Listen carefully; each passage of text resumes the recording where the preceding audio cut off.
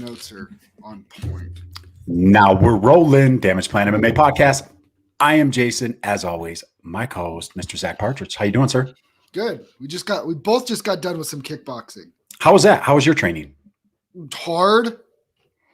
Mine's probably not as hard as yours, but Friday morning at one hit is like a cardio kickboxing class where we're just like pushing pace the whole time. So it's like circuit training. Yeah. So we're moving from station to station, but like throwing kicks and like it's hard. Well, I've been doing like the Bang Muay Thai curriculum. Are they a big Muay Thai affiliate where you're at? Yes. So I'm following the combinations, but I'm not like following it type of thing. I don't care about like trying to belt up or anything like that. But I told you when we first started, it was all footwork, moving my hips, wasn't even really throwing hands. Well, now we're starting to throw the combinations together and I can switch stances. So it's pretty cool being able to see myself being able to throw the combination, switch a stance, being able to throw the combination on the side. I've never been able to do that before. So and that's not easy. I'll say this: for our gym used to be a big Muay Thai affiliate, and I used to do some of the big Muay Thai stuff, and I just never really felt like it was for me. Yeah, it just didn't fit my style. But there's some people that get into it, and it just flows for. So I guess my issues with big Muay Thai is I don't think it's for everybody. So for you to go to a gym and be like, we're a big Muay Thai affiliate, so that's what you're going to learn, I don't think that's in everybody's best interest. So here's what I liked about it. So my coach, she's teaching me the curriculum and teaching me the basics and the combinations, but she's also telling me to, like, if I do something wrong where I'm not doing, like if she calls a combo 6 and I'm not throwing it right, but I'm in position to throw something else, she's like, you're not wrong. Like you're adding your flavor to it, and that's not wrong. So I like that she's letting me kind of mold my style into it too. So it's I'm learning it, but I'm not learning it type of thing. Because the Bang Muay Thai has like a system and like in their direct combos, and to level up, like you have to have mastered like whatever combos to level up and things like that. And what I've noticed, so I feel like this is just my personal experience. Like Bang Muay Thai was built around TJ Dillashaw and his strengths. Yeah. Right. Dwayne Ludwig built that for TJ, and he's great at it. But like, look what it's done for Bobby King. I was just going to say, look what it's done for Bobby King. Bobby's super athletic, very skillful, and it flows really well for him. And you can tell, like, since he's done it, he's leveled up super quick. Congratulations. After his win, he got upgraded to his brown belt in Bang Muay Thai by Dwayne Ludwig there at the Maverick Center the other night. And from that aspect, for certain people, it could be very effective. Yeah. But it's just not for a big fat guy that was coming to the gym just learning it. I just like, I'm southpaw, and I just like to work on my southpaw. I don't love the switching for everybody. I don't think you have to. I think it works good for me because I can switch both, and I'm more dominant on my orthodox stance than I am my southpaw. So it's kind of nice that I'm learning strictly southpaw, which I'm comfortable with that too. I didn't know that until just recently, but sure. Yeah. Super fun. Yeah. A lot of fun. Good for you, man. Good for you. That's awesome. It's stepping outside the box for me, but I love it. I want to go every day. Literally every day I want to go. Nice. UFC 259. We're here. Big show. Big show. Stacked. Top to bottom. Loaded. Main card is just stacked. I mean, that main card, any one of those guys on that main card could headline a UFC fight night. Or a pay-per-view. 100%. 100%. You know the card's stacked when Dominic Cruz is headlining the prelims. What do you think about our boy? No nonsense Keith Peterson saying, "I don't ref prelims." That was pretty. That was a good clapback. I don't love Keith Peterson. Like I like his little snarkiness. Like I think it's a little unprofessional or whatever. And he's fine in the cage, but his Twitter, I don't know. There's something about I'm on Dom's side on this. Like I whatever. But that was funny. That was pretty good. Really funny. Well, we got a big card. Should we go ahead and start breaking this down? Oh my gosh. Should we ever? Yeah, since we got a ton of it's gonna take forever. It will. Nah. We'll get on our tangents and we'll spend most of our time on the most insignificant fight of the night like we did last time. We always do. Jeff Keith Peterson is doing overstop. He is. He kind of is. I mean, it just could you imagine if the athletic commission was like, draw the hat randomly. Sorry, Keith Peterson's your ref. And Dom's like, oh, come on. Dom's kind of arrogant. He comes across as being a little. He's a know-it-all and he's arrogant. Yeah. But the other side of that too is, I think he's right most of the time. Did you like? It's one thing to be a know-it-all and be like, dude, you're not even right. Like, he's been there, done that. In my opinion, he's still the greatest bantamweight of all time. Like, he's kind of earned it. I actually am a big fan of Dom Cruz. I like him a lot, and nobody's a bigger fan of Dom Cruz than Dom Cruz, especially on the mic. But I'm a big fan of his. I like him a lot. Did you hear his USADA story? Yes, you said it to me. 6:30. I did send it to you. I forgot. You did send that to me. That was so good. Oh man. Anyways, all right, let's start it off. All right, first fight of the night, we got Trevin Jones. He's 12-6, 5'7" with a 70-inch reach. He's fighting Mario Batista. He's 8-1, 5'9" with a 69-inch reach. Pretty close. Pretty close in stats. Pretty even. What do you like about this fight? Who do you like? I like Mario Batista in this fight. I think, when you look at Trevin Jones, he had the big upset in his last win that got a no contest because he popped for weed, which we both have talked about ad nauseum. So stupid. Like, he deserved that win and he should have got it. He was a plus 430 underdog, so he's very comfortable and familiar with being an underdog. Believe, for whatever reason, like, he hasn't wowed me in his last two performances, so I don't know how highly to rate that win. Yeah. But I do know that Batista's only loss is to, ready? Yep. Corey Sandhagen. His only loss is to Corey Sandhagen. Change the subject. He's on Joe Rogan. Did you see that? Yeah, I did. Joe Rogan. I'm still on the Max Holloway one, so I'm trying to get through. I just finished Poirier. I'm trying to work through Max Holloway right now. I had to turn Holloway off. I couldn't listen to him, man. Oh, I don't know why. Hey, Sandhagen's is legit. Show. I'm only 20 minutes into Sandhagen, and Sandhagen's is legit. Anyways, yeah, Sandhagen. That's but impressive. He's like, hey, welcome to the UFC. Your first fight's with Corey Sandhagen. He's like, all right, and then they fed him to this monster.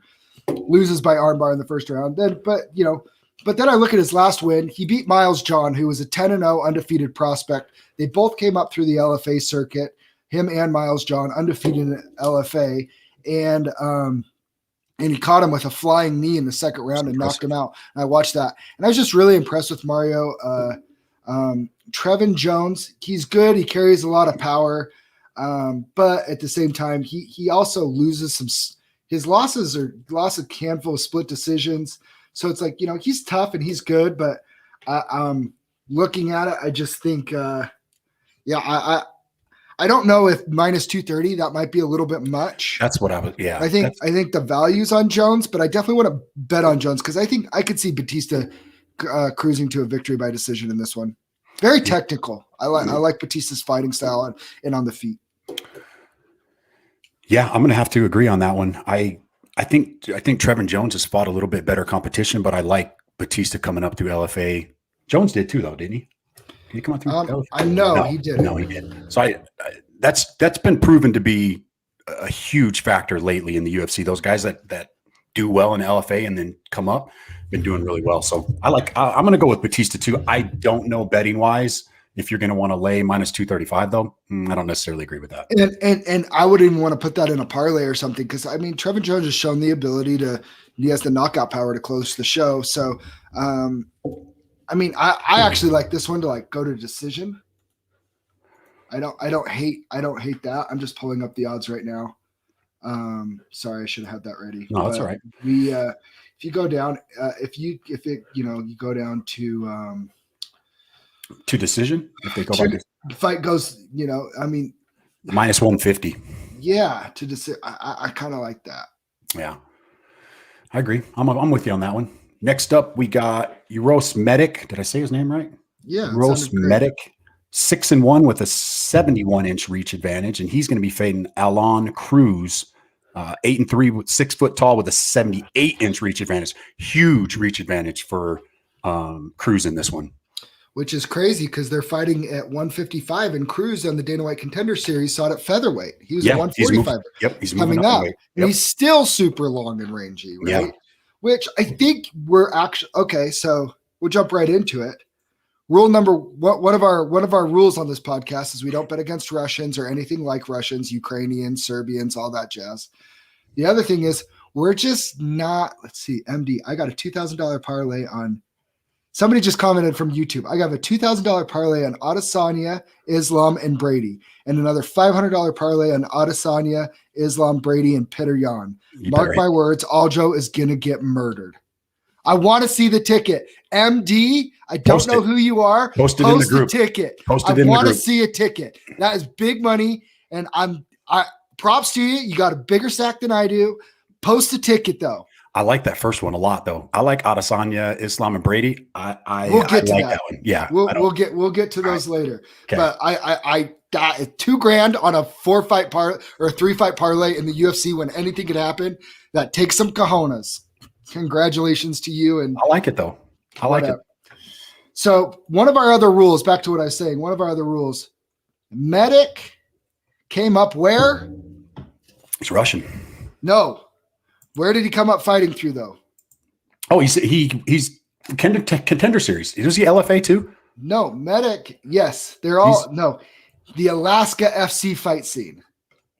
Oh, he is, isn't he? All of his wins before the contender series were Alaska. Oh, I didn't even catch that. We no offense, love Alaska. Best week of fishing in my life was in Alaska. Nothing but for love Alaska. I love the cold. I love Eskimos. I love all of it. People that have come up through the Alaska fight scene have not exactly wowed us in their UFC performances. Yes. So, and then Alon Cruz also, he had a great flying knee knockout in the last 30 seconds of his Dana White Contender Series fight. And he was cruising too. Couple things that I really like about that. He's up 2-0, last 30 seconds, still found an opening and closed the show. Did not leave it to the hands of the judges, even though he's clearly winning. Lost to Spike Carlisle. Spike, we all know, is like a ball of fire in there. If you can withstand his tidal wave, you can beat him in the later rounds because he gets tired. He did it. He got caught. He got taken down and ground and pounded just over a year ago. I like Cruz as an underdog here at plus 140. I think his kicks and his range to keep that away. I actually really like Cruz in this fight as a good dog. Man, are we going to disagree? I'm going to follow you on that one too. I like the underdog in this one. Oh, I'm sure we'll disagree. Hey, look, Medic's a beast, but I'm with you on this one. I like the value on Cruz. Not a dig at Medic, but I'm going until we're proven wrong, like substantially, like somebody comes up from the Alaska fight season and puts like a giant stamp on a show. Yeah, I am going to stick on this trend. I'm with you. All right, next up, what's up, Phillips? Appreciate you tuning in, like always. Next up, we got Lavina Shwaza against Amanda Lemos. Shwaza is 5'3" with a 63-inch reach. Lemos is 5'4" with a 64-inch reach. So pretty similar in height and reach with both of these young ladies. Who do you like?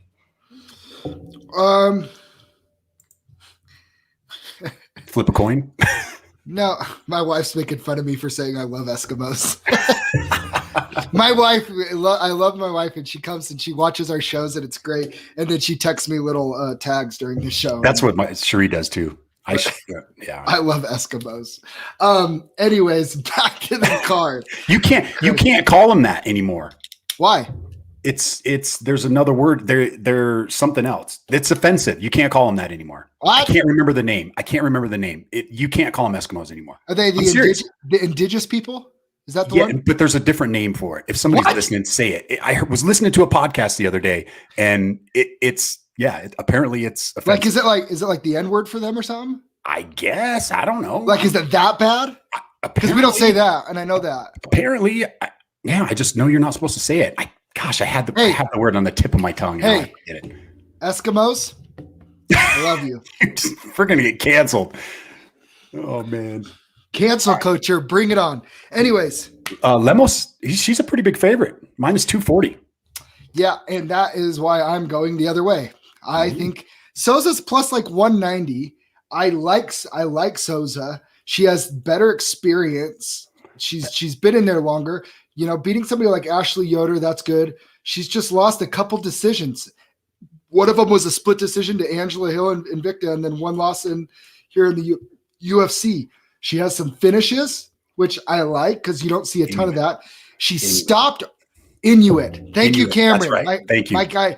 indigenous. I'm so stupid. I'm sorry. Cameron, got my back.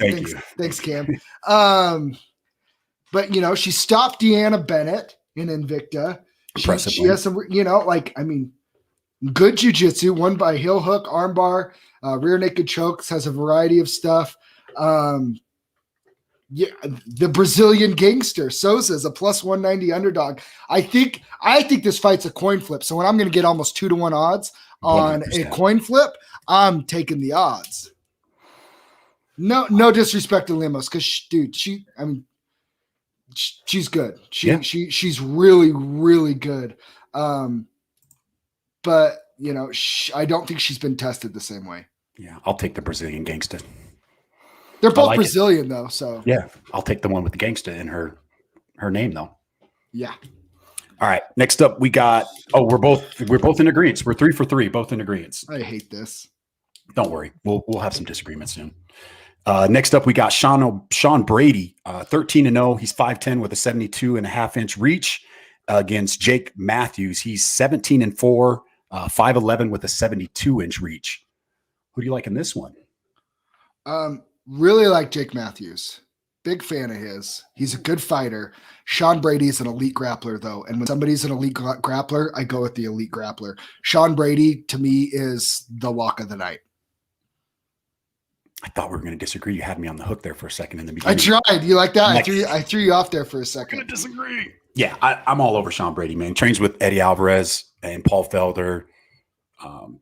Yeah, I think he's a better fighter, and I'm with you. I got the start on my thing that he is pretty much my lock of the night as well. He's a monster. And to say that over Jake Matthews, that is nothing to discredit Jake Matthews, because he's a dang good fighter that's going to have a number by him very, very soon, and he's going to be a big problem down the road.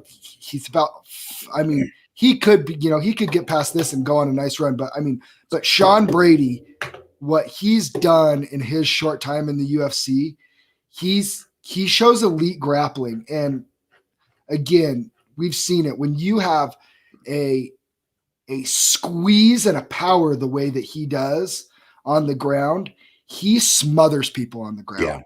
Yeah. And I know Jake Matthews is a good fighter in his own right. The other thing that I don't love about Jake Matthews, I won't say I don't love about him, because he's just beating the guys that's getting put in front of him. Yeah. He's on a 3-fight winning streak. Diego Sanchez didn't put him away. And he didn't put him away. Yeah. That's a little alarming to me. I thought Jake Matthews was going to just run through him. And he did, but he never put him away. Maybe he was just being nice. I don't know. But he got anaconda choked by Anthony Rocco Martin. He got ground and pounded out by Kevin Lee. He got standing guillotine by James Vick. He's lost a split decision, and then he's lost 3 submissions against a guy that if he gets you on the ground, he will strangle you. Yeah. So, do you see this going to decision? No, I do not. I think Sean Brady strangles him in some capacity. Well, Brady by submission is plus 425. So if you like that, you're getting huge odds on that. I actually got this. I got to start as Brady as my lock. I got him in a parlay, and I have it by decision is what I like. You're minus 180 at decision. I don't think he's going to finish Jake Matthews. Okay. But I do like the submission prop. At 4-1. Excuse me. Next up, so we're both on Sean Brady, and we both think he's our lock of the night. Carlos Oberg, he's 3-0, 6'4" with a 77-inch reach against Kennedy. Do I even want to try his last name? Zack. I don't even want to try it. He's 6'5", 83-inch reach. He's 7-1, fights out of Fortis MMA. Oberg, he's a city kickboxing guy, so he's in there with Kai Kara France and obviously Israel Adesanya. Who do you like in this one? Carlos Uberg's a monster. They're both monsters. Let me rephrase that. They're both monsters. But I think Carlos Uberg is an elite kickboxer. And his skill set is, I think he's a problem for Kennedy. This one kind of worries me because Oberg, he's only 3-0. Like, he hasn't really shown us very much. Not to say that he couldn't just come out there and starch this guy. But it's not just that. It's the kickboxing. It's the pedigree that he has behind him. You know, this guy is not just a 3-0 MMA fighter. It's like Izzy, like when he got there. Like, it's the kickboxing background, and it's everything that comes with it. And he has his experience level is way more than anybody else with 3 professional MMA fights. And he doesn't just, and he's fought at heavyweight too. So, you know, that tells you, I think when you see people fighting up weight classes early on in their careers, it's because they're having a hard time fighting fights in their weight division. I actually feel pretty confident in Oberg's skill set. When I watch the tape, I just feel like Oberg's, his technique and everything, it's just superior. Man, it's a coin flip to me. I think this is kind of the battle of who's the better prospect, because these guys are both. We don't really have enough on either one of these guys. Kennedy does have. He's 1-1 in the UFC. Won his last one back in August of 2019. Lost a triangle choke to Paul Craig the same year, a few months earlier. Fought on the LFA. I mean, he does have a little bit more experience, but I'm going Oberg too. I'm not betting this one though, because I'm not laying minus 250 for him. He just hasn't shown me enough to warrant that type of price tag, in my opinion. I get that. Next up, we got Tim Elliott. He's 16-11-1. Fights out of Glory MMA. 5'7" with a 67-inch reach. Fighting Jordan Espinoza, 15-8, and he is 5'6" with a 69-inch reach. This one has got a little bit of backstory to it. Why don't you go ahead and share that? They were both training at Glory at one point. When this fight got announced, they had to make a decision on who was going to leave and who was going to stay. I think Tim, if I'm not mistaken, he's a little bit closer to James, if I remember right, than Jordan was. Jordan was kind of coming a little bit later, but Jordan made the decision to switch camps and go to a different camp. So a little familiarity with these two, I think. Should be a banging fight. Who do you think wins? I'm going to go Tim Elliott because I love anybody that James crosses in the corner of. See, you used to dog on my guy, James Elliott, or Tim Elliott. I love Tim Elliott. I did. And I have Tim Elliott via submission. See, I got to start decision on mine. I think Tim Elliott subs him. All right. I don't think you're off. What's the odds on that? And if you're looking at the odds, it's literally a coin flip. It's dead even. Dead even. You could flip a freaking coin. Elliott by decision is plus 450. Not bad. Not bad at all. What's by submission? Did I say submission? I thought you said decision. Maybe I misheard. No, it's submission. Maybe I did say that, but it is submission. Mine plus 450. Nice. That's not a bad bet. I like those odds. I think you'll see a lot of that fight on the ground, and I just think Elliott could catch him in a transition. All right, I like it. We're both in agreement there. We just a different in opinion on how we think the fight's going to end. Next up, we got Kai Kara France, 21-9 record, 5'4", 66.5-inch reach, fighting Rogerio Bontorin, 16-2, 5'5" with a 67.5-inch reach. Who do you like in this one, Mr. Partridge? Oh, I like Kai Kara France. Really? I do. City kickboxing. He just lost to Ray Borg. I think you see this as Kai Kara France. He lost to Royval. No, homeboy, Bonterium. Oh, Bonterio. Okay, yeah. He just lost to Ray Borg. Yeah. Kai Kara France. He lost to Brandon Royval, who, I mean, that was a great fight. Great fight, slick submission, and he had Royval hurt. His losses to Royval, elite submission. Brandon Moreno, arguably gave Davison Figueiredo the hardest fight of his UFC career. Lost outside of the UFC in a fight after he loses to Alexander Pantoja in The Ultimate Fighter. He's a guy that kind of had a rough start to his MMA career and kind of got some things going. And I see him as a guy that kind of, when he stumbles a little bit, but then he gets on a wave of and a good run of fights. Yeah. I think he stumbled a little bit. I think that this is the beginning of a good wave of fights. I think he's a step above in competition that Rogero's ever fought before, maybe besides Ray Borg. And Ray Borg beat him pretty handily. And I think Kai Kara France has the skill set to kind of control the fight that way as well. I think he wins. I think he wins via decision. I'm going to take the dog. I'm going to take Tauren. If you want to go fight goes, odds are saying fight goes to decision. It's minus 175 to go to decision. Kai Kara France would be, what is he, by decision? That's not a bad bet, plus 135. So if you like him, that's a good plus money action there. All right, so we're different on this one. I like it. Yeah, but you're wrong, so that's okay. We'll find out on Monday when I'm wearing my damn genie hat. You're going to look dumb in that hat if you made a wrong pick. All right, let's get up with my man Joey B, 28-7, 5'4", 65-inch reach against Askar Askarov. He's 13-0-1, 5'6" with a 67-inch reach advantage. All right, man. Is Joey B is he done, or is he going to make a comeback? Did he just run into a guy that was just a bad stylistic matchup for him? I almost wrote down Askar on my notes here, and then I stopped because he's still Joey Benavidez.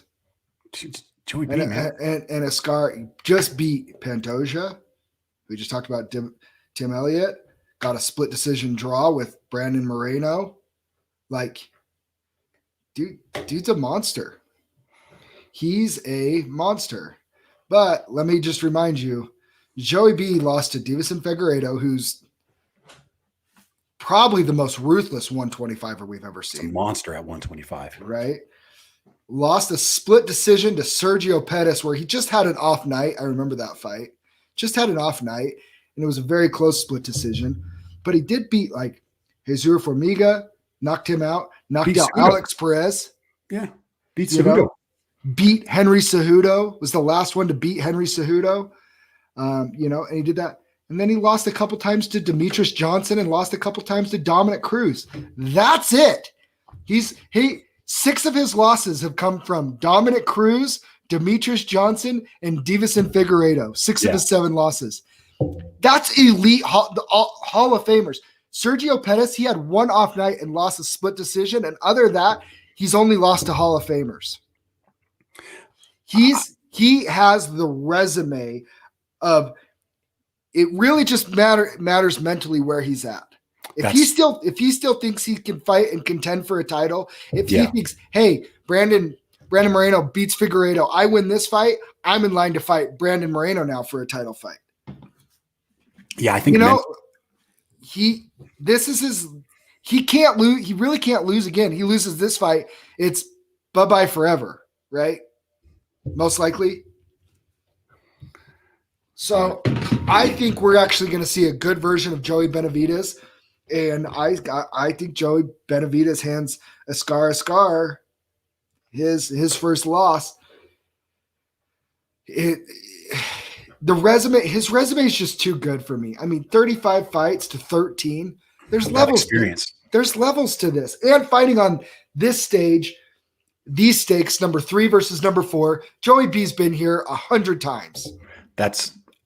I like all that. The only thing that sticks in my mind is those 2 losses and how bad are they affecting. And if he's in the right mindset, which I'd listened to a little bit of his press conference, and he seems to be saying the right things. But it's hard to not take Joey B at plus money. Like, he's an underdog. Come on, there might be a little bit of recency bias from what happened those last 2 fights, but I think he's still the better fighter. Here's the other thing: against Figueiredo, before he got knocked out, he looked good, and he still has got that dog in that fight in him. He did not give up. Yeah. He got dropped a couple times and was still scrapping. dude, this is not a guy that it's at the end of the road that got dropped. He's like, oh, it's over, and he just gave up. Dude, he's still got fight in him. I'm in on Joey B. I like Joey B. I like I said, I almost picked a Scar, but then I was like, he's still freaking Joey B, man. We are on the same thinking pattern on this one because I was the same way. Almost had a Scar picked on here, but I just can't discount what Joey B did. What happened? You in trouble? No, you. We agreed again. I mean, I was trying, but I can't overlook that experience, man. I think we're gonna differ on this next one though. Oh, this next one's gonna be good. I don't know. We're gonna find out. I know who I want. First up, we got Kyler Phillips. He's 8-1, 5'8", 70.5 reach advantage. He's fighting our boy Song Yadong out of Team Alpha Male, 16-4-1. He's 5'8" with a 67-inch reach advantage. Dude, the battle of the young guns. These guys are young. Song's 23, Phillips 25. Team Alpha Male. Kyler Phillips trains with Casey Kenney. Let's hear it. Who do you like, or do you want me to go first? You go first. Kyler Phillips. I thought I had you. You always pick Team Alpha Male guys. I do, but Hey, all you Team Alpha Male guys, Jason's picking against you. My in-laws go down there at least twice a week. Yeah, you want to know why I picked against them? Why? Because he won't come on the podcast? Because they won't come on the damn podcast. Tyler's come on the podcast, so I won't dog too much because Tyler Diamond's come on. I just think Kyler Phillips is after his last performance against Cameron Sells with the he won from the elbows from the back mount in the second round. I just think he looked impressive. I think he's ready to take that next step. And look, Song's a beast, man. Song Yadong is a beast. He's a beast. But guess what? I think he was gifted his last win. I thought he lost that fight. Well, I think you could make an argument that he lost his last two. Yeah. I mean, he could very well be going on a two fight losing streak coming into this fight.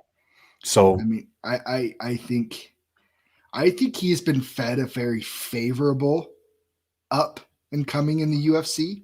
Yeah. They're building him. I think this and the Cody Stamann draw. I thought Cody won. I thought Cody Stamann won that fight. Yeah. The Marlon Vera decision was kind of crazy. Yeah. Remember, I was on Song Yadong, and we went back and forth. And we're like, I kind of thought Chico Vera won that, man. So Kyler Phillips, elite striking and kickboxing and kicking, got that very karate style kicker, and he plays the range game really well. And I think he's the little bit smaller fighter, if I'm not mistaken. Kyler Phillips is. Pretty close to the same. Actually, he's got about a 3-inch reach advantage over Yadong, same height. Yeah. So I mean, okay. I just think, and you got to remember Kyler Phillips. Kyler Phillips was on that season of The Ultimate Fighter, fighting up with featherweights. Yeah. He's undefeated in the UFC, won an LFA. His only loss has come on The Ultimate Fighter and then in CXF. He lost a bad split decision. I think Kyler Phillips is – I actually think Kyler Phillips is going to be right there in the mix over the next 18 months with the craziness that is the bantamweight division. I agree. And you're getting him at plus money, too. He's plus 145 right now. Plus money. I'm taking it. Love There's a couple good, solid underdogs on this card. Next up, we have Dominic Cruz, 22-3. He's 5'8", 68-inch reach against Casey Kenney. Casey is 16-2-1, 5'7" with a 68-inch reach. Who do you like in this one? This is a little bit similar to the Joey B one for me. You have the up and comer, and then you have the guy that been there, done that, and I think it's a little bit different. But his losses are to Uriah Faber back, in 2007 when Uriah Faber was the man. Cody Garbrandt, when that version of Cody Garbrandt, I think is the best 135er I may have ever seen. Oh, he looked phenomenal in that fight. Right? Like that was insane. And then he lost to Henry Cejudo, whatever you want to say about that fight. But he's way past, Henry Cejudo was just coming into his prime, and then he scurried out of there like the little weasel that he is. Mason Moyes, that's for you. But I think that his only losses have come in title fights. He's undefeated in non-title fights. Casey Kenney is an up-and-comer. The experience in the cage isn't that different. Casey Kenney has a lot of fights. He's got a lot of fights, and he's beat some good guys. Coming up from the LFA, beat Brandon Royval in LFA, beat Vince Cachero in LFA. Casey Kenney's really good. He is very, very good, and he looked good against Nathaniel Wood. The one thing that I will say, this is where I think this goes against Casey Kenney, is he wins a lot of decisions, and I think if he gets into this point fighting, if you will, control and point fighting and pace and stuff, I think that falls right into what Dom wants to do. Dom's movement and his footwork is just really good, and I think he can just touch him. He's going to touch him a lot. We've never seen somebody really control Dom on the ground. That's going to be interesting. Either I think Dom picks him apart, or we're going to see kind of a changing of the guard of Casey Kenney kind of mauling him and Dom not having an answer for it. Okay. I don't think Casey Kenney's mauling Dom Cruz yet. So I'm taking Dom Cruz in the plus money. We're disagreeing on this one. I think you're right on. I think there's a lot of similarities with the Joey B fight, except I think Dominic Cruz has slowed down a little bit. I don't think that quickness is there in his movements from watching his fights, but he did lose to top level guys. I get that. I like Casey Kenney, man. I like his experience. I like the guys he's fought. I like he's come through the LFA. I think this is kind of the next step into him just continuing on. I like the kid. And I like the kid too. Super close. You're getting plus money with Dominic Cruz at plus 120. Casey Kenney's minus 130. I really like this fight to go to the distance. I don't think either one of these guys get finished. Me too. And so does Vegas because it's minus 250, so I'm not betting it. Maybe I'll throw it in a parlay or something, but I feel really comfortable this fight goes. I don't see either of these guys. No, I don't think they're going to finish each other. All right, man. Now we're getting on to the main card. Thiago Santos, 21-8 record, 6'2" with a 76-inch reach against Alexander Radic. He's 13-2, 6'4" with a 78-inch reach. Man, we're starting off the night with a banger on the main card. Holy crap! This is the bet of the night. So this fight does not go the distance. Justin Ledet said he had never been kicked so hard in his life. Well, maybe after the last fight he might rephrase that, but he said Radic, when they fought, he said, I'd never got kicked like that in my life. Like that guy can crack. He plays soccer and those kicks are brutal. Who do you like? Bet of the night. Fight doesn't go the distance? It's minus 190, but dude, there's no way one of these dudes doesn't knock the clip. How is Santos an underdog in this fight? I don't know, because I like the underdog in this fight. Is this Santos? Is this recency bias because of what happened in his last fight? 100%. I mean, people forget where he had the fight before that. Yeah, he had him hurt. I mean, look, Teixeira's been on a roll. He's a jiu-jitsu guy. Santos, I'm going to chalk that up as just a horrible game plan. Loses a split decision to Jones, which arguably he won that fight against John Jones. That is the one that I actually believe that John Jones lost. On my scorecard, I was good with the Dominic Reyes decision. I actually thought Thiago Santos beat John Jones that night.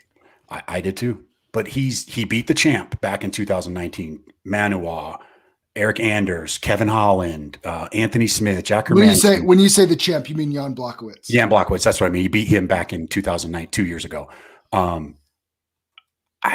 This one's kind of but he is getting up there in age. That I'm going to asterisk that. He is 37 years old. And Radic is, well, how old's Radic? He's only 29. So is this, do we have the recency bias? Do we go with the favorite, or do we go look at Santos and just say he had a bad game plan against Teixeira? I don't think he had a bad game plan. He dropped Teixeira twice, I think. Like he had Teixeira in big trouble in that fight. And Teixeira just like this, like, I don't know. It's crazy. And Glover actually weighed in today as an alternate to the title fight in case there was any issues with Jan or Izzy. I mean, for a little side note for those that didn't know, like Glover's right there. But he taking nothing away from Radic because he's a monster and has done nothing but just destroy everybody besides a split decision against Ozdemir a couple years ago.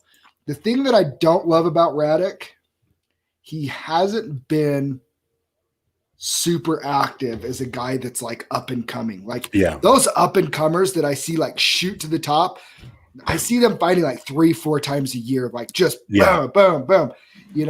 It's like, I mean, in a little over 28 months, he's only fought 3 times now. Yeah. I don't love that. I like Santos. I actually still believe, besides John Jones, and you can maybe even make this argument because I think he beat John Jones. I actually think Santos is the best 205er on the planet. It's just that at that weight class, on any given day, anybody can lose. And he just had an unlucky, unfortunate night against Glover, but I think he beat John, and then he beat the current champ. Like, I don't think it's that outlandish to say, I actually think he's the best 205er on the planet right now.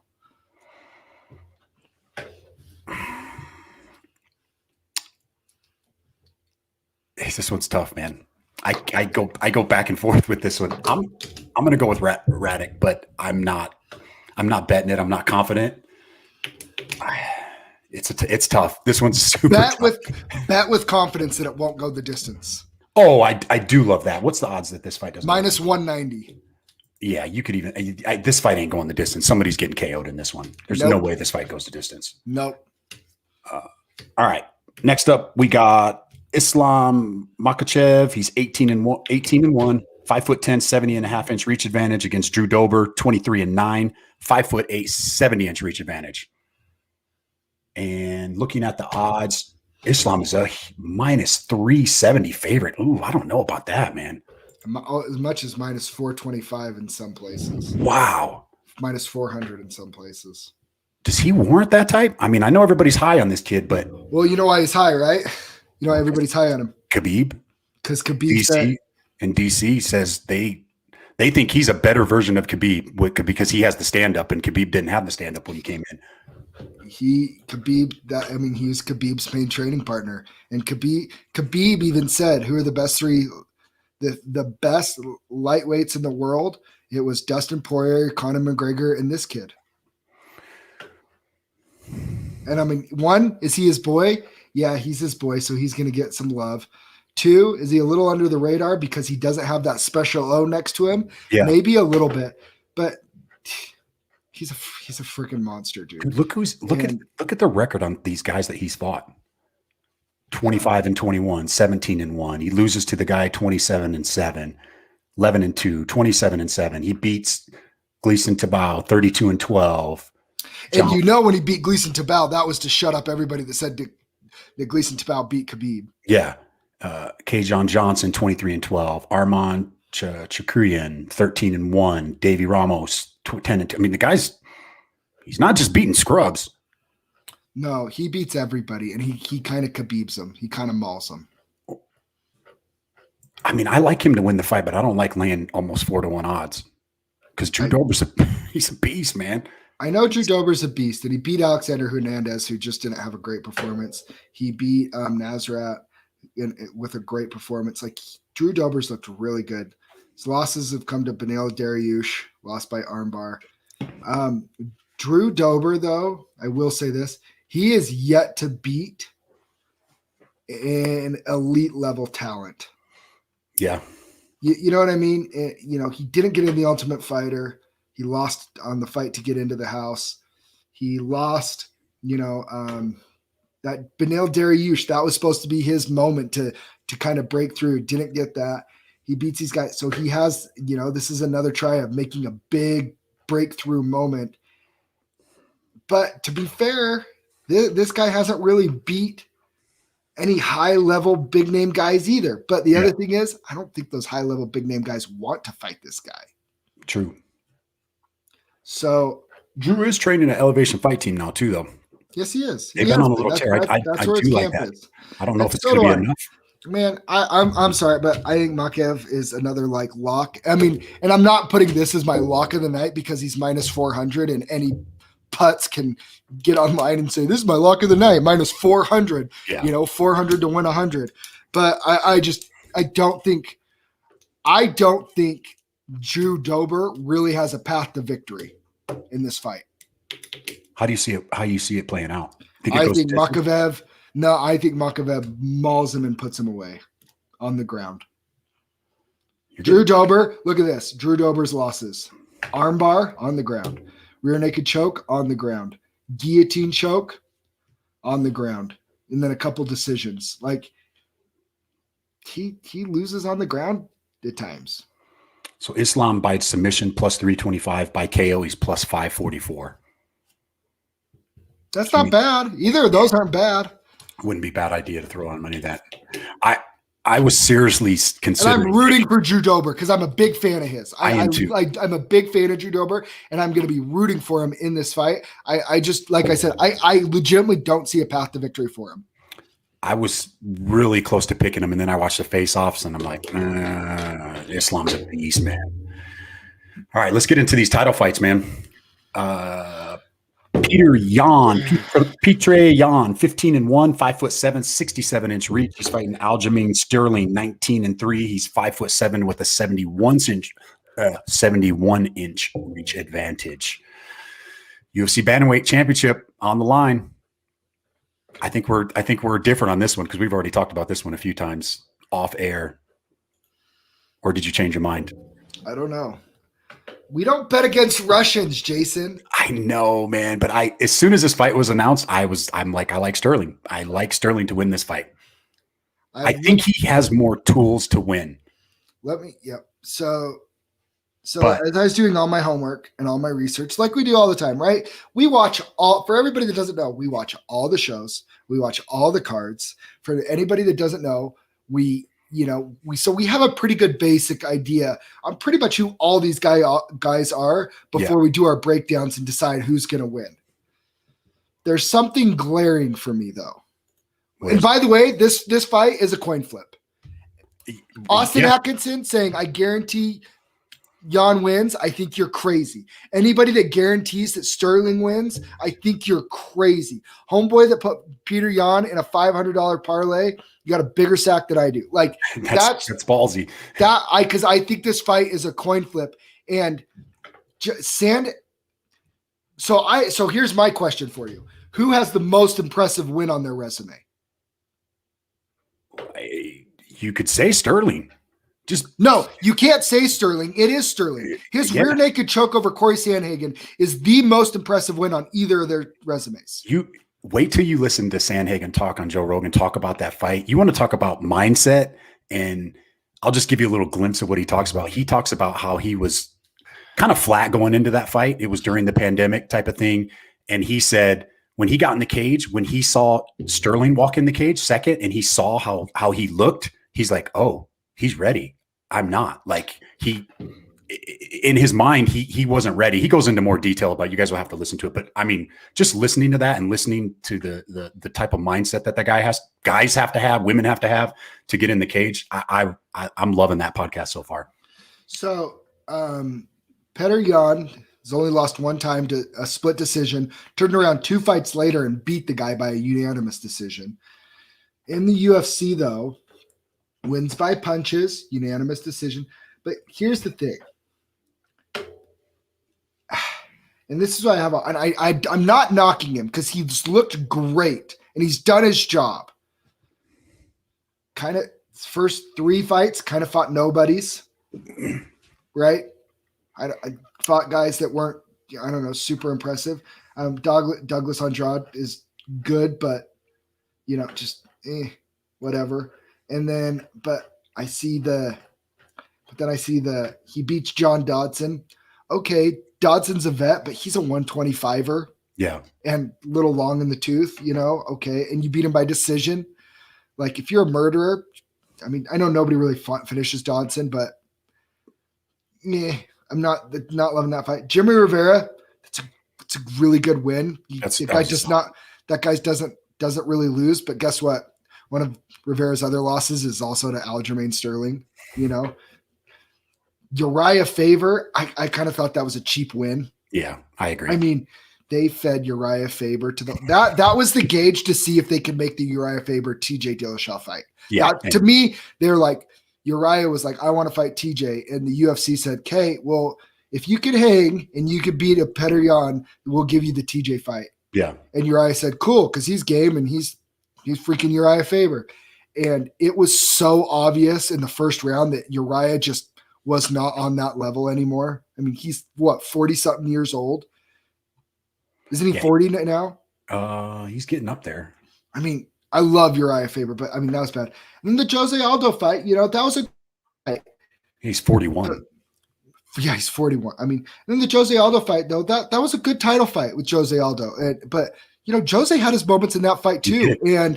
And you could argue that Jose won a couple of those rounds. Like, I mean, Petr Yan was the better fighter and closed the show. And that was one of the worst non-ref stoppages in the history of the UFC, if not the worst. I'm sure Jason was ready to pull his brains out after watching that fight not getting stopped. I'm not trying, and again, splitting hairs, right? We are splitting hairs on two great fighters. Yes. But that's what we're doing when we're picking fights on almost a coin flip fight. Submits Corey Sandhagen, beats Pedro Munoz, who's looked good, beats Rivera, who's looked good, knee bars Cody Stamann, who nobody really finishes Cody Stamann. Yeah. Knee bars him. He just ever since he lost a couple split, and then he's just lost a couple split decisions in the UFC, and then of course he lost to the Marlon Moraes brutal knockout, which and it happens. He got caught. Whatever.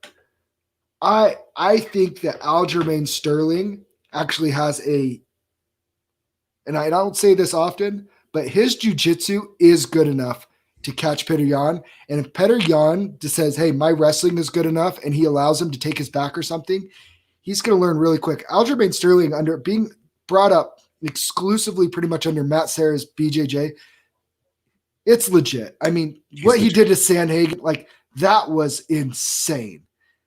Yeah, he slapped I that. like Sterling. You're switching. I like Sterling. I do. Switch it. Damn it, we're not disagreeing. Hey, if there's one thing Jan has, anything can happen in the great equalizer. He definitely has the power to turn Sterling's lights out. But I think we're going to see a new champ. I think Sterling gets it done, and I am in the process of placing my bet right now because he's at plus money now again. Yeah, he is. Even odds to take him, and I gotta take it. I mean, these guys could fight 10 times and go 5-5. 5-5, 100%. Yep. Easy. Yep. All right, co-main event. Amanda Nunes, she's 20-4, 5'8" with a 69-inch reach against Megan Anderson, 10-4, 6 foot tall with a 72-inch reach advantage. Let's hear it. I think we're already both on agreements on this one too, aren't we? Amanda Nunes is the greatest women's fighter of all time. She's minus 1,000. She's destroyed everybody at featherweight. Yeah. She's had some closer fights at 135, but she's been on a tear. But I mean, she's demolished everybody at featherweight. Yeah. I like the value of Megan Anderson at plus 650 on this. And I like Megan Anderson. I do too. There's something. This is weird. And we might look totally ridiculous. Okay. Nunes might just put it on her and be like, oh, there's still, she's still the GOAT and this and that. You've talked about it a lot. But I'll just reiterate it. She's a new mom. Yeah. 1, she's a new mom.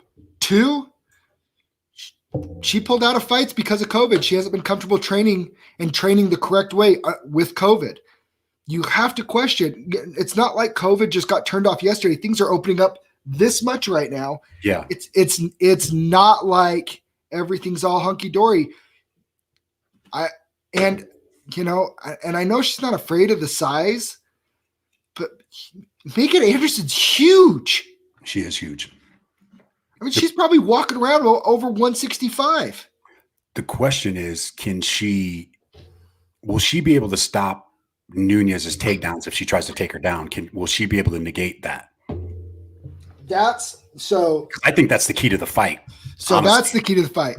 I think if it goes to the ground, I think Nunes mauls her. Yeah, I do right? too. She's a black belt. But the other thing is Megan Anderson has a triangle choke win, and she has some competency on the ground. So it's not like it's like a fish out of water where she's like a strictly kickboxer. And here's the other thing, and I cannot stress this enough. James Krause is in her corner. He will have her ready. Oh, in the face-off, I'm even more confident in my pick. She looks confident. Looking at her body language, she looks confident. I am hedging with this statement. If Amanda Nunes is on point and is right, she wins and makes it look easy. Yeah. Me and you are both in agreement on this. We are betting on Amanda Nunes is not as 100% focused as she used to be. That's kind of what I'm banking on. And if I'm getting plus 700 odds to take that bet, I'm taking it. In any MMA fight. Yeah. I'm looking for an angle, and to me, that's my angle. Like, you say what you want, but my angle is she's something's going to be missing in this fight. And if it's not, it was worth the risk, in my opinion. I mean, she went to decision with Holly Holm in her very first UFC fight. Like, that's impressive. She lost, but that's impressive. Yeah. She lost on the ground to Felicia Spencer, who Nunes beat up pretty good, so there's that. But I think that we've seen her get better. Megan Anderson get better. And here's the other side of it that you just have to be totally aware of with this. Amanda Nunes has been on top for a long time. She is not worried about Megan Anderson a couple years ago who's coming into the UFC. She's not worried about anybody else. She is on top and just trying to stay on top. Yeah. Megan Anderson has had her eyes set on Amanda Nunes or Chris Cyborg for probably 3 to 4 or 5 years now. Yeah. It's a weird gut thing that we're both, like I said, we might look totally ridiculous. Like I said, if Amanda Nunes is right, she wins the fight. She has the superior skill set. I just have this weird feeling that Megan Anderson is ready for this moment. I think James Krause is a brilliant coach. I think he very soon will be recognized up there with like the Trevor Whitmans and stuff of being one of the top coaches in the game. Yep. And I think he has her ready for this fight. And I think even if she doesn't win, I think she performs well. And there is a bet that I really like on this website. Let's hear it. That plus 125 that round 3 starts. I like that. I like it too. A lot. Plus money that round 3 starts. Minus 165 that it ends round 1 or 2. Or you can get, so Nunes winning by TKO, KO, or DQ is plus 100. Any other outcome is minus 130. I like that too, because I think if a Nunes does win, I think it's by submission. If she stops her. Yeah, that's a plus. You're plus 170 there. They're banking. Vegas is banking on Nunes knocking her out in the first 2 rounds. Yeah. I don't see that happening. I just think Megan will be, I think she's going to be ready for it. Like you said, though, we could be dead wrong, but we're going to look so dumb on Monday. In my opinion, starched in 40 seconds. It's well worth taking this risk on this, because let's face it, when we're making bets, these are the things that we're looking for. We're looking for these little moments to go the other way, and I think we're in a good position. I like our position, Jason. All right, me too. Main event: Jan Blachowicz. Blachowicz. Did I say it? Why did I say that? Totally wrong, didn't I? Jan Blachowicz against Israel Adesanya. Jan is 6'2" with a 78-inch reach.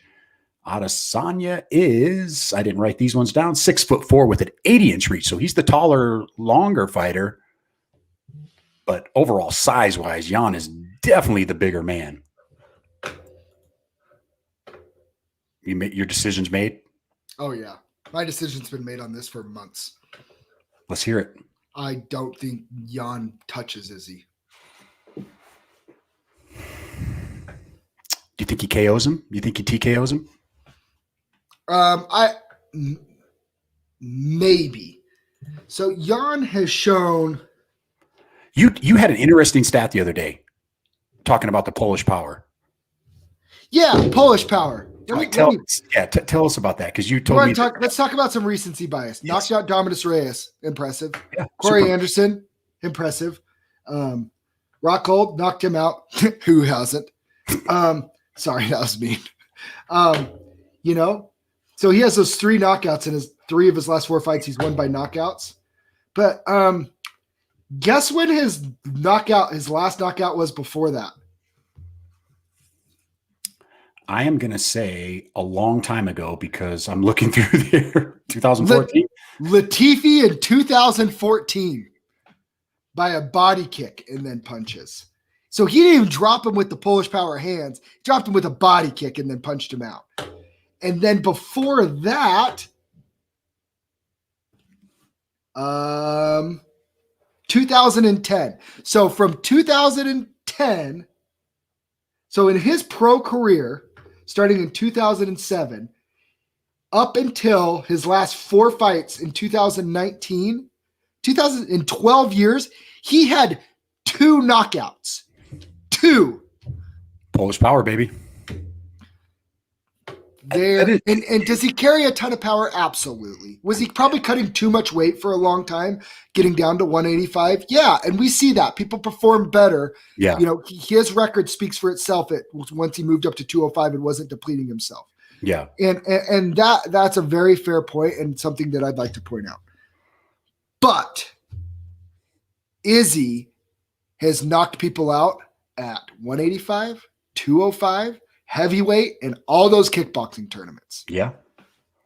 Precision and timing over power and speed all day long. And Izzy has the precision and the timing over Jan. Could Jan catch him? Absolutely. If one of those haymakers lands, can he put Izzy's lights out? Is Izzy have an unreal chin? We've seen him knocked out in kickboxing by Alex Perez. Yeah. Yep. So does Jan carry the power in those little 4-ounce gloves to put his lights out? 1,000% he does. Does he get close enough to actually hit him? I don't think so. Paulo Costa is bigger than Jan Blachowicz, for the record. Yeah. Paulo Costa is bigger than him. He's huge, and he didn't even get close. Yeah, but he was drinking wine the night before and getting drunk. Shut up. He's such a putz. I can't stand that guy now. I hope Robert Whitaker murders him. So you're all over Izzy. How do you see that? Do you see this fight going to distance, or do you see this fight? How I see it is a couple things. One is if Jan is strong enough that if he could drag Izzy to the ground and keep him there, Izzy's in big trouble. Because what does Jan have through all those years with not a bunch of knockouts? A bunch of submission wins. Yeah.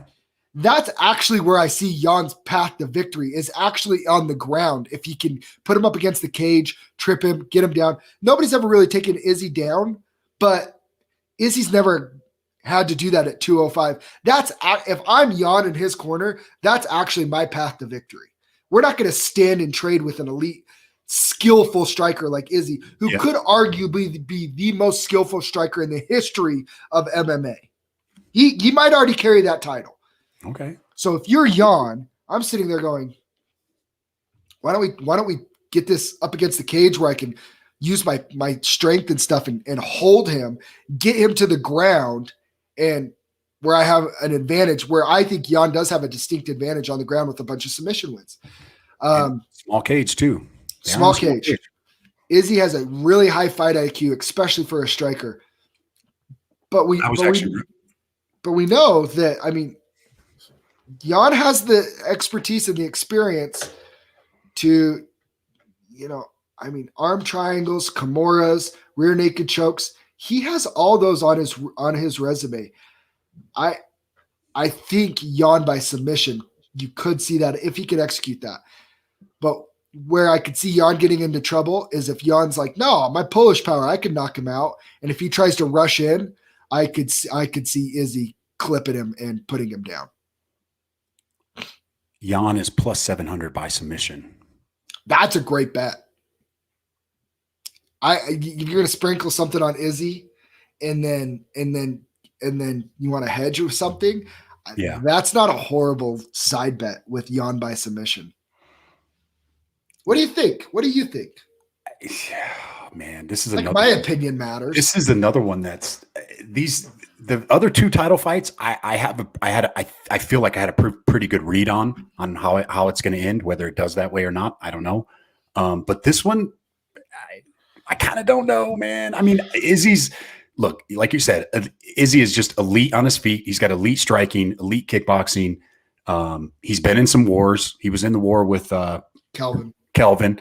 So he's been hurt. The guy can fight through adversity. He's proved that. I love his fight IQ. I've listened to him on, I think it was Joe Rogan. Just the guy's fight IQ is off the charts high. And this guy is phenomenal. Jan's just a big guy, man. And I know Izzy's big too. I'm gonna go with Izzy too. But I do like that Jan by submission.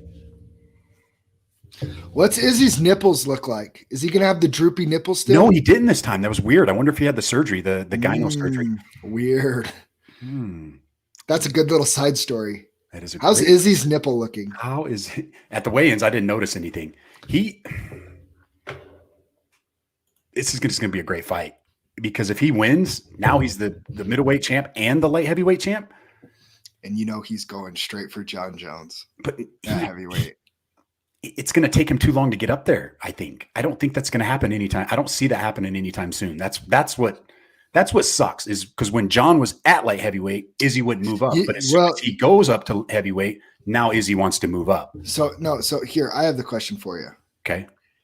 So Derek Lewis beats Curtis Blades and kind of kicks him back a few notches to not being in the title picture, right? Yeah. This dude, Curtis Blades, if he beats Derek Lewis there, like you have to give him the next shot after the encounter. Yeah. And then Jon Jones gets the next shot, but then Curtis Blades, sit back and wait for your turn because he's earned it, right? Yeah. With him losing, what if Stipe wins and retires? I think that's a very, very high possibility. I think I've said it on the podcast before too. I think he's done after this fight. Okay. So Stipe wins, beats Francis again, retires, vacates the belt. Okay. Jon Jones versus Israel Adesanya for the vacant heavyweight title. Anybody? I like it. I just don't see it happening. Tell me Dana, that's not the most Dana White thing ever. If Izzy wins, it's that yeah. If Izzy wins, who beats him at light heavyweight? Nobody. I don't see anybody beating him. So he could really rule two weight class. He doesn't even need to go back to middleweight, in my opinion. Doesn't. He says the Darren Till fight interests him. I think the press conferences are more interesting than the fight. Yeah, I think he does what he does with everybody else, even with Till. I think he just leaves that division, fights a couple more at light heavyweight, and then try to move up to heavyweight, which by then it may be a little bit too late. The fire may have gone out on the Jon Jones one. I'm sure they could build it back up, but Father Time's catching up. Mark my words. If Izzy wins that title, the first thing out of his mouth is going to be something at Jon Jones. Which, in my opinion, he shouldn't say, because why didn't you go up there when Jones was there? Why did you wait for Jones to go to heavyweight before you? He still had to do his thing. And he cleaned out the middleweight division. Like there's nothing for him at the middleweight division right now, right? No, that's why the timing made sense for him to go up now. There's nothing for him at the middleweight division right now. He's really in a win-win situation because even if Jan wins, he's still the king at 185. He's still the king at 185, and I think his stock really to dethrone him there. And his stock's still high. Like he's taking a huge risk moving up 20 pounds as a minus 235 favorite, and he's a favorite. It's crazy. But I'm calling it right now. He wins. He calls out Jon Jones, and then him and Jon are just going. And for the record, Dana White are all doing this, hoping that Stipe beats Francis again. And then so Stipe can retire, walk away from the sport, and then they can fill a football stadium in Houston, Texas or something. And in the middle of that cage, highlight with Jon Jones, Israel Adesanya. Boom. Tell me that's not what Dana White wants right now. Do you think these heavyweights that are coming up are looking at some of these guys that are champs now and thinking, I might need to change my training a little bit, because usually the heavyweights, they're just bigger. They're just bigger guys. Now you're starting to see a little more athletic guys in the light heavyweight and the heavyweights. Like you're seeing the Stipes. They're just not just these. I mean, he's a big guy, but he's not a fat overweight guy. That 240 to 245 range is perfect. It's perfect. Yeah, that's why Francis is such an anomaly and a freak, is he still has the speed and power at 265. Yeah. I mean, if you're a up and coming light heavyweight or heavyweight, you better be on your game, man, because there's some killers out there. Oh my gosh. Some killers. I just, but I mean, this fight's so interesting. If you're asking me who I'm rooting for in these fights, I'm rooting for Jan. I just don't see it. I am rooting heavily for Megan Anderson. I'm not a huge fan of Amanda Nunes. I don't know what it is about her. She just annoys me. I like Aljamain Sterling and Petr Yan. I like both of those guys. And so it's just a good fight. And I just think, man, it's such a good card. Like, this is such a good card. And everybody made weight today. And that's a little weird because everybody's been off like lately, big time. Big time. We didn't have any fights. Knock on wood. We haven't had any fights pull out weigh-ins or anything. Yeah. Yeah. And then next weekend, we're going to be at Steelfist. We won't be able to watch next weekend, but we get Leon Edwards and Bilal Muhammad. That card's, I mean, the only really other fight on that card that I'm really interested in is Gavin Tucker and Dan Ige. I'm just looking through next week's card. Gavin Tucker wins. Yeah, I'm not going to worry about too much about that. I don't know on that one. Gavin Tucker's a stud, but did you see who Dan Ige's been training with? Don't care. Khabib. Just throwing that out there. Don't care. I was going to say I was going to stream that, but you know what fight I'm going to be streaming at Steelfist while watching the Steelfist fights next week is Mitch Ramirez, if you guys haven't heard, is back in the cage next weekend out in Arizona on a stacked card. Weston Wilson on the card too. Weston Wilson, what's the Shapiro brothers on that card? He had an impressive win on his first Jared or whichever one that is. I don't know him personally. I just follow him on social media. Okay. You ready for this? Yep. DraftKings. Ooh, Tell me how much you love this lineup. Okay, hang on. Let me pull up my DraftKings because I'm going to be ready. And it'll give everybody a chance to get a pin and write this down. All right. Who do you like? Israel Adesanya. Izzy. Okay. Sean Brady. Okay. How are you not out of money? Makhachev. Okay. Kyler Phillips. Okay. Aljamain Sterling. Okay. You ready? Yep. Megan Anderson. Okay, so here's the real question. You can have Dominic Cruz, Casey Kenney, Joey Benavidez, or Aljamain Sterling to fill that last spot if you take Megan Anderson, because she is the cheapest person on the whole thing. And so even if you could, and which I do, you're basically, with her being so cheap, you just need her to like get like 40, 50 points and maybe take it to a decision or something. And I think that's very, very likely. That's a killer lineup. That is the killer lineup. So the question is if you don't love Aljamain Sterling and you love Petr Yan, do you take a Dominic Cruz, Casey Kenney, Benavidez, Elliott, Benavidez wouldn't be bad. Or Thiago Santos? What's Radic's probably got a big number. Too expensive to fit into there. You're about $500 short with that lineup. All right. Well, I'm going to create my freaking lineup right freaking now. Maybe do we put Joey B in there over Aljamain Sterling? I kind of like the Joey B, man, because I think he's going to make it a fight. And that Sterling one, you could really – it could go either way. But you know what? But do you think Sterling's going to get knocked out in the first round? No, but it's a possibility. I'm sticking with my gut. I'm going out, Joe. Brady. Man, there's so many good. Like Cruz and Kenney, same, like sixes. Yep. I can't believe Kyler Phillips is so cheap. They're really all over Song Yadong on this one. And Kyler Phillips is going to rack up points by decision with all those kicks. And Phillips is really good on the ground. I will say that too. All right. Well, are we wrapping it up for the day? Yeah. Hey, for the 3 people that have been watching we had a lot in the beginning. For an hour and 15 minutes. It's probably my wife and your wife. And you guys are the real MVPs. I don't know who the other one is. Thank you. It's not Jerome Hatch because he's always on there. He'd be talking. Yeah, Jerome Hatch would be like, I'd knock them all out. Line them up. I'll knock them all out. I'd bet on him too. I'd bet on him too. All right. Enjoy the fights tomorrow night. We'll see you guys Monday.